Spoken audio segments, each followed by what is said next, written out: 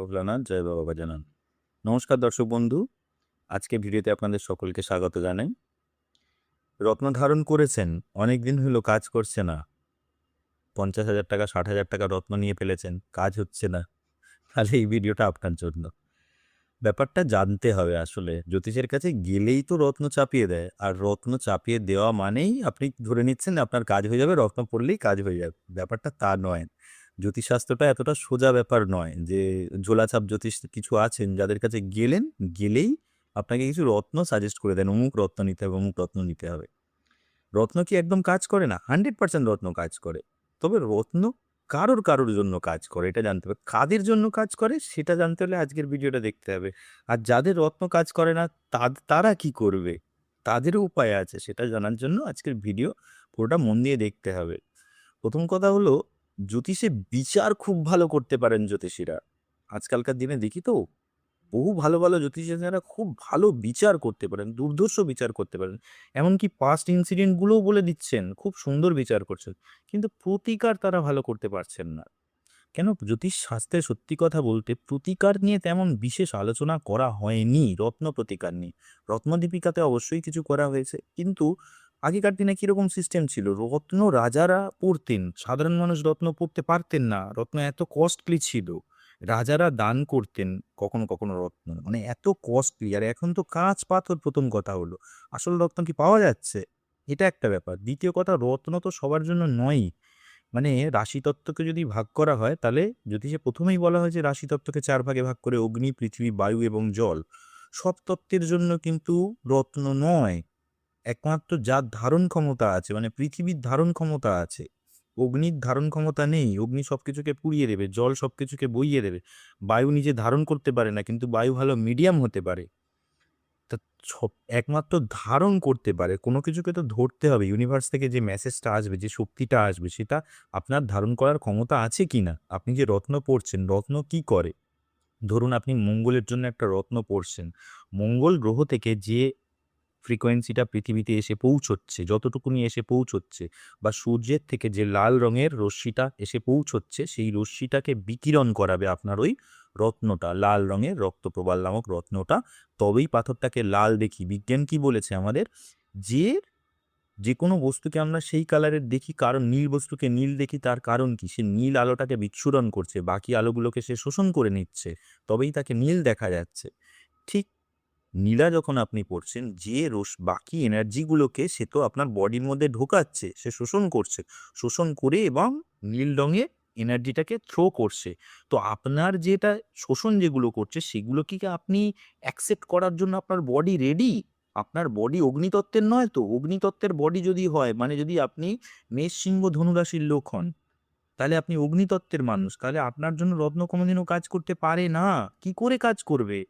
কেন? যা কিছু আপনার নিজের যে দাহিকা শক্তি আছে আপনার বডির মধ্যে, সে ওই এনার্জিকে মানে সেই এনার্জির কাছে ওই গ্রহের এনার্জি এসে পৌঁছচ্ছে না। তাহলে আপনার রত্ন কি করে কাজ করবে? আপনার বডি হচ্ছে জলতত্ত্বের, মানে কর্কট বৃশ্চিক মীন, ধরুন আপনার রাশি বা আপনার লগ্ন কর্কট বৃশ্চিক মীন। তাহলে এবার আপনি কি করছেন? অগ্নিতত্ত্বের, সরি, আপনি একটা আর্থ এলিমেন্ট নিয়ে বসে আছেন।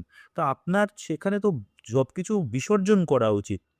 সেখানে আপনি কি করছেন? অ্যাকসেপ্ট করছেন।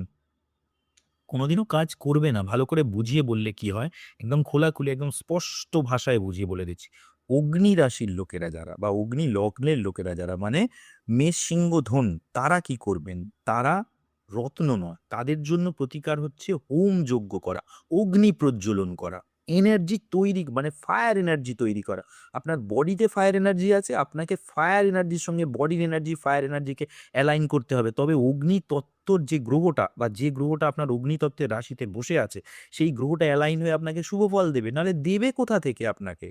আপনি পৃথিবী তত্ত্ব ধারণ করে নিলেন, একটা আর্থ এলিমেন্ট পড়ে নিলেন, কোথা থেকে দেবে? যে রত্নটা সেটা তো পৃথিবীতেই পাওয়া যাচ্ছে। পৃথিবী তত্ত্ব আপনি মানে প্রবাল, রক্ত প্রবাল তো সমুদ্রের তলায়, জলের তলায় প্রবাল থেকে তৈরি হচ্ছে। সেটা আর্থ এলিমেন্ট, পৃথিবীর এলিমেন্ট। একটা মুক্তো পাওয়া যাচ্ছে পৃথিবীর মধ্যে। ঠিক আছে? মুক্তো তাও কিছুটা জলতত্ত্বের কাজ করে। সেগুলো তর্কের খাতিরে অনেক আরো ডেপথের গভীরের বিষয়। সেগুলো আরো গভীরভাবে জানতে হবে। ছেড়ে দিন। আমি ধরে নিচ্ছি আপনি পড়ছেন, নীলা পড়ছেন। এটা পৃথিবীতেই পাওয়া যাচ্ছে। আপনি পড়ছেন, চুনি পড়ছেন, পৃথিবীতেই পাওয়া যাচ্ছে। তো এটা পৃথিবী তত্ত্বের জিনিস। এটা আপনি বায়ুতত্ত্বের মানুষ। আপনি হচ্ছে ধরে নিচ্ছি আপনি মিথুন, তুলা, কুম্ভ রাশির লোক। আর এটা কিভাবে ভাঙবেন আমি বলে দিচ্ছি। অগ্নি, পৃথিবী, বায়ু, জল, অগ্নি, পৃথিবী, বায়ু, জল, অগ্নি, পৃথিবী, বায়ু, জল করে ১২ টা রাশিকে ভেঙে নেবেন। মানে মেষ অগ্নি, তার পরের রাশিটা হচ্ছে বৃষ হচ্ছে পৃথিবী, মিথুন হচ্ছে বায়ু, আর কুম্ভ হচ্ছে জল। এইভাবে অগ্নি, পৃথিবী, বায়ু, জল, অগ্নি, পৃথিবী, বায়ু, জল করে ৩ বার যদি ভেঙে নেন, তাহলে আপনার মেষ, সিংহ, ধনু হবে অগ্নিতত্ত্ব বা অগ্নি রাশি, বৃষ, কন্যা, মকর হবে পৃথিবী রাশি, মিথুন, তুলা, কুম্ভ হবে বায়ু রাশি এবং কর্কট, বৃশ্চিক, মীন হবে জল রাশি। তো একমাত্র পৃথিবী তত্ত্বের যদি আপনি মানুষ হন, মানে বৃষ, কন্যা, মকর লগ্ন হন বা বৃষ, কন্যা, মকর আপনার রাশি হয়, তবেই আপনার জন্য কিন্তু একমাত্র রত্ন কাজ করবে। না হলে আপনার রত্ন কাজ করতে পারে না। ইটস নন সায়েন্টিফিক, পরিষ্কার বুঝতে হবে, করতে পারে না। আপনাকে জ্যোতিষ লিখে দিল মানে হবে না। ওটা বেকার দেওয়া হচ্ছে। আপনার কাছে শুধু ওটা খেয়াল নাই। আর জ্যোতিষ শাস্ত্রটার প্রতি আপনার বিশ্বাস উঠে যাবে। তো পৃথিবীর ধরুন আপনাকে একটা লোহার বল রাখতে বললাম, আপনি কোথায় রাখবেন? জলের মধ্যে রাখবেন? ডুবে যাবে। আগুনের মধ্যে রাখবেন? কি হবে? ফায়ার এলিমেন্ট সেটাকে গলিয়ে দেবে, পুড়িয়ে দেবে বা কি বলবো লাল হয়ে যাবে। আপনি হাতে ধরতে পারবেন না। সেটা কোনো কাজে লাগাতে পারবেন না আপনি তৎক্ষণাৎ তাকে আগে ঠান্ডা করতে হবে। অনেক রকম কাজ আছে। তো ততক্ষণ কি আপনার লাইফ আপনাকে সময় দেবে? আপনি যে কাজটা তাড়াতাড়ি চাইছেন, ধরুন আপনি বিবাহ চাইছেন ২-৩ বছরের মধ্যে চাইছেন যে আপনার বিবাহের বয়স হয়ে যাচ্ছে, দেরি হয়ে যাচ্ছে। এবার আপনি আপনার হচ্ছে জলতত্ত্বের মানুষ আপনি, কর্কট, বৃশ্চিক, মীনের মানুষ আপনি। আপনাকে এবার পরিয়ে দেওয়া হলো, রত্ন পরিয়ে দেওয়া হলো। আপনার কাজই হলো না। কি করে হবে? তো জলতত্ত্বের লোকের জন্য কি করতে হবে? এটা প্রত্যেকটা স্টেপ বাই স্টেপ আমি আপনাদের বুঝিয়ে দিচ্ছি। পৃথিবীর যেহেতু ধারণ ক্ষমতা আছে, আপনাকে লোহার বলটা রাখতে হলে পৃথিবীর উপরেই রাখতে হবে। তাহলে পৃথিবীর বুঝতে হবে পৃথিবীর মাটি তত্ত্বের ধারণ করার ক্ষমতা আছে। আপনার বডি যদি মাটি তত্ত্বের হয়, মানে আ আপনি যদি বৃষকন্যা মকর লগ্নের মানুষ হন বা বৃষকন্যা মকর রাশির মানুষ হন, তাহলে নিশ্চিন্তে আপনি রত্ন পড়তে পারেন। আপনার যে গ্রহের আপনার বিরুদ্ধ হয়েছে। তবে এখানেও কতগুলো জিনিস বিচারের আছে, সেগুলো অন্য ভিডিওতে বলব। ছোট্ট করে বলে রাখি যে বিরুদ্ধ গ্রহের জন্য কখনো রত্ন নয়। যে গ্রহটা আপনার জন্য শুভ সেই গ্রহটারই রত্ন। এটা পরে আলোচনা করব। কি রত্ন নেবেন না রত্ন নেবেন সেটা পরের ভিডিওতে আলোচনা করব। কেন নেবেন না এটা আগে আপনাকে, সেটা আজকের ভিডিওর আলোচ্য বিষয়। অগ্নিতত্ত্বের যদি আপনি হন, মেষ, সিংহ, ধনু তত্ত্বের, মেষ, সিংহ, ধনু রাশির যদি আপনি লোক হন বা লগ্নের লোক হন, তাহলে আপনাকে কি করতে হবে? অগ্নি প্রজ্বলন করতে হবে। মানে কি? আপনার ভিতরে ফায়ার এনার্জি আছে, আপনাকে বাইরেও ফায়ার এনার্জি জ্বালতে হবে। মানে কি? আপনার বৈদিক মন্ত্র উচ্চারণের সাথে, সাথে নির্দিষ্ট গ্রহের কিছু বীজ মন্ত্র আছে। সেই বীজ মন্ত্রের সাথে, সাথে আপনাকে অগ্নি প্রজ্বলন করে আপনাকে এনার্জি তৈরি করতে হবে। এটা আপনি তৈরি করতে পারবেন না। এর জন্য একজন সৎ ব্রাহ্মণ প্রয়োজন, একজন ভালো ব্রাহ্মণ প্রয়োজন, যিনি জানেন মানে যজ্ঞের নিয়ম জানেন। তিনি আপনার হয়ে যখন যজ্ঞ করবেন, তিনি কি করবেন? আপনার নামে সংকল্প চালনা করে, যখন আপনি যে কাজ চাইছেন সেই কাজের নামে সংকল্প করে আপনি অগ্নিতত্ত্বের মানুষ, আপনাকে অগ্নিকারক মেডিসিন দেবেন। মানে কি? আপনার জন্য হোমযজ্ঞ পারফর্ম করবেন। দেখবেন আপনার সেই কাজটা হয়ে যাবে। লক্ষ টাকা দিয়ে কিন্তু আপনি সেই রত্ন ধারণ করে আপনার যে জিনিসটা হলো না, হয়তো ২-৫ হাজার টাকা খরচা করে আপনি পার্টিকুলার সেই গ্রহের মানে জন্য হোমযজ্ঞটা করে নিয়ে আপনার সেই কাজটা পেয়ে গেল। দেখবেন দামি লোকেরা, বিশেষ করে যাদের একটু বেশি পয়সা আছে, তারা বাড়িতে এতে গৃহশান্তি করান, হোমযজ্ঞ করান। কেন করান? তার কারণটা কি? সবাই করালে হবে না, আবার জলতত্ত্বের লোক করালে হবে না। জলরাশিতে যে গ্রহটা অবস্থান করছে তার জন্য আপনার সপ্তমপতি জলরাশিতে অবস্থান করছে, আর আপনি বিয়ের জন্য গিয়ে যজ্ঞ করিয়ে দিলেন, কোনো কাজ হবে না। আগে জেনে নিতে হবে কোনটাতে কাজ করে। অগ্নিতত্ত্বের লোকের জন্য তাহলে হোমযজ্ঞ করা, বাড়িতে রেগুলার ধূপ-দ্বীপ জ্বালানো, ভগবানের সামনে ধূপ-প্রদীপ জ্বালানো। দেখবেন আপনার বন্ধু প্রত্যেকদিন পূজা পাঠ করেন, ঠাকুরকে ধূপ-দ্বীপ দেন, ভগবান ঠিক তার কথা শুনছে, ঠিক তার প্রমোশন হয়ে যাচ্ছে, সব কাজগুলো হয়ে যাচ্ছে। আপনি করছেন, হচ্ছে না। কেন হচ্ছে না? কিন্তু আপনি তো অগ্নিতত্ত্বের লোক নয়। আপনার জন্য ধূপ-দ্বীপ অগ্নি নয়। আপনি যদি জলতত্ত্বের লোক হন, আপনাকে প্রবাহ করতে হবে। আসছি। এই ভিডিওতেই আসছি, বলে দিচ্ছি। তো অগ্নিতত্ত্ব হয়ে গেল। এবারে পৃথিবী তত্ত্ব বুঝে গেলেন। পৃথিবী তত্ত্বের লোকের জন্য কি করতে হবে?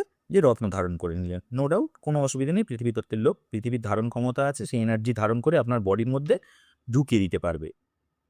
ইউনিভার্স থেকে ধরুন আপনি মঙ্গলের জন্য একটা রত্ন আপনার হচ্ছে, আপনি বৃষ, কন্যা বা মকর রাশির লোক, আপনাকে মঙ্গলের জন্য বলা হয়েছে যে আপনি একটা রক্তপ্রবাল ধারণ করুন। তাহলে আপনি পৃথিবী তত্ত্বের লোক এবং আপনি রত্ন ধারণ করছেন, জ্যোতিষ বিচার করিয়ে ধারণ করছেন, সঠিক রত্ন ধারণ করছেন। এবারে কি হবে? রেড কালার কি করবে? রেড কালার ইউনিভার্স থেকে যে রেড লাইটটা আসবে, সেই রেড লাইটটাকে কি করবে? স্প্রেড করবে, ছড়াবে, তবে আমরা দেখতে পাবো, লাল জিনিসটাকে লাল দেখবো। বিজ্ঞান কি বলেছেন? কোনো নীল জিনিসকে আমরা নীল কেন দেখি?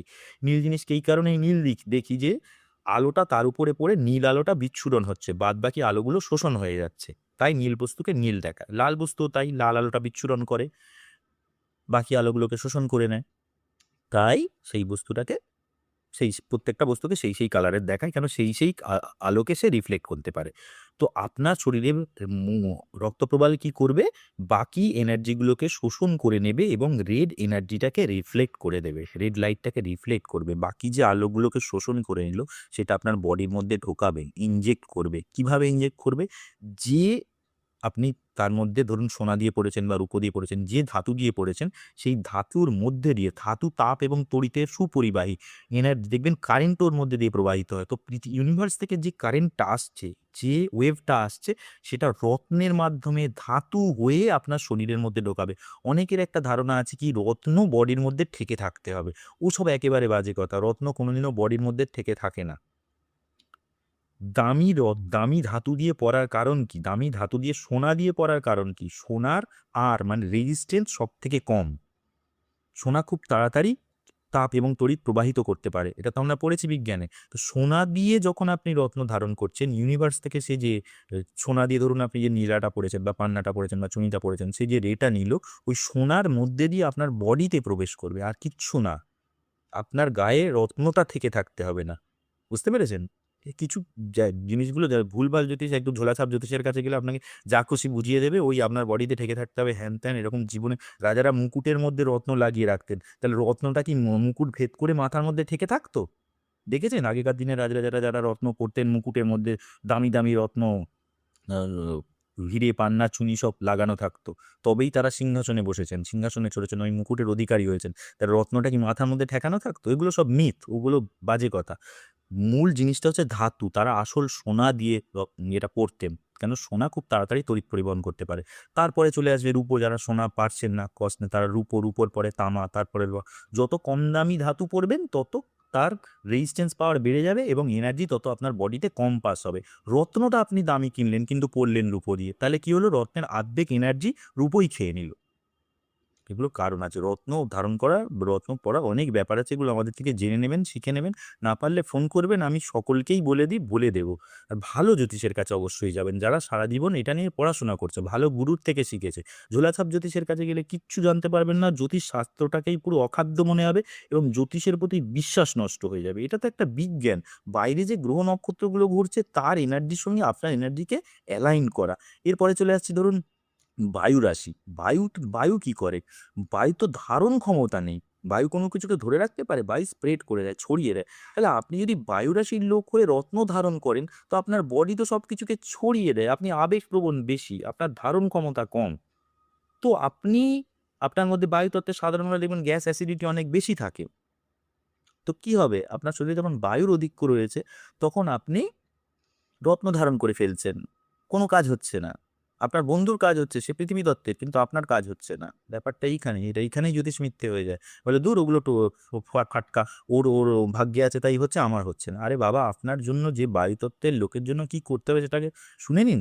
বায়ুতত্ত্বের যাদের রাশি বা লগ্ন, তার বায়ুতত্ত্ব বলতে মিথুন তুলা কুম্ভ 3টে রাশি। আপনি মিথুন তুলা কুম্ভ লগ্নের লোক হন বা মিথুন তুলা কুম্ভ রাশির লোক হন, এই প্রতিকারগুলো আপনার জন্য বলছি এখন, শুনুন মন দিয়ে। বায়ু তত্ত্ব যদি আপনার রাশি হয়, আপনাকে প্রাণায়াম করতে হবে, আপনাকে মন্ত্র উচ্চারণ করতে হবে, আপনাকে সঠিকভাবে পূজা বিধি জেনে কোন একটা নির্দিষ্ট আপনার গুরু মন্ত্র হোক, বীজ মন্ত্র হোক, গ্রহের বীজ মন্ত্র হোক, সেটা পাঠ করতে হবে। করলে কি হবে? এটা কেন আপনার জন্য রত্ন কেন নয়? আপনার জন্য হোমযজ্ঞ কেন নয়? আপনি তো বাড়িতে বসেই প্রতিকার করে নিতে পারেন, আপনার যদি বায়ুতত্ত্বের লোক হন। তাহলে আপনার জন্য লক্ষ লক্ষ টাকা খরচ করার দরকার নেই, আপনার রত্ন দরকারই নেই, একেবারে দরকার নেই। আমি বলছি, আমার ভিডিওটা লোককে দেখিয়ে দেবেন। আমি বলছি আপনার দরকার নেই। আপনার যেটা দরকার সেটা হলো মেডিটেশন করা দরকার। এটাতে করলে কি হবে? বায়ু কি করে? তরঙ্গ বয়ে নিয়ে যেতে পারে, মিডিয়ামের কাজ করে। যেমন আমার কথা আপনাদের অবধি পৌঁছায় কিভাবে? আপনি পাশের একজন আরেকজনের সাথে কথা বলেন, একজন কথা বলেন, আরেকজন শোনেন কি করে? না, বায়ু মিডিয়াম হয়ে সেই শব্দটাকে বয়ে নিয়ে যায়। এবার চাঁদে গিয়ে পাশাপাশি গিয়ে কানে কানে কথা বললেও শুনতে পাবেন না। কেন পাবেন না? মানে তো ওখানে বায়ু নেই। শব্দটাকে বয়ে নিয়ে যাওয়ার কোনো মিডিয়াম নেই। তো বায়ু একমাত্র ভালো মিডিয়ামের কাজ করে। তো মিডিয়াম কি করবে? আপনাকে ওয়েভ তৈরি করতে হবে, বায়ু বয়ে নিয়ে যাবে এবং পার্টিকুলার সেই গ্রহতে গিয়ে সেখানে সেই ওয়েভটা পৌঁছে দেবে। বুঝতে পেরেছেন?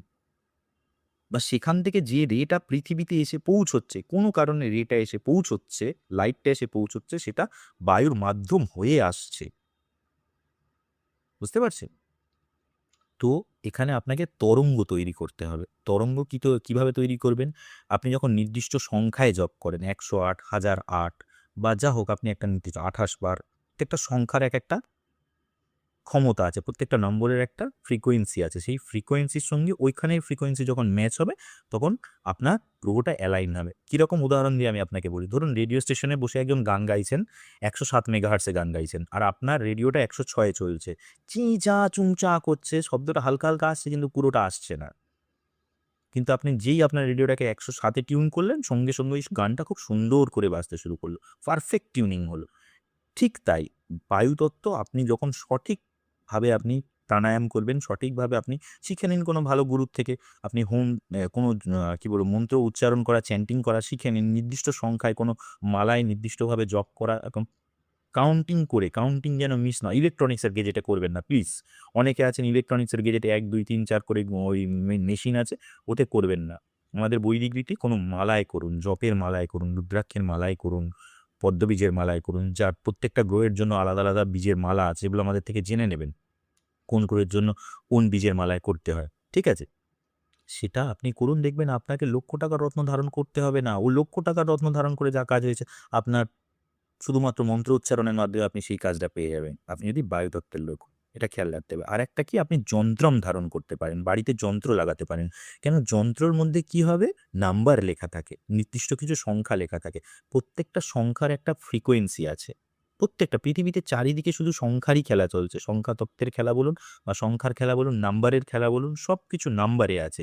তো ইউনিভার্স যে গ্রহটা, তার যে ফ্রিকোয়েন্সি, তার যে নাম্বার, আর আপনার এখানে আপনি বাড়িতে যে নাম্বারটা লাগাচ্ছেন, এই নাম্বারের ফ্রিকোয়েন্সি যখন ম্যাচ হবে, তখন কিন্তু এই বায়ুতত্ত্ব কানেক্ট করাবে আপনাকে। মিডিয়াম কানেক্ট করাবে এবং ওই যন্ত্র থেকে যে এনার্জিটা আসবে, সেটা আপনার বডি আপনার অ্যাবজর্ব করতে পারবে, নিতে পারবে। আপনি যন্ত্রের কবচ ধারণ করতে পারেন। তাবিজ কবচ যার মধ্যে যন্ত্রম ভরে লেখা হয়, সেটা আপনি ধারণ করতে পারবেন। এগুলো ব্যাপার আছে, এগুলো জানতে হবে। শুধু রত্ন ধারণ করে ফেললেই হবে না।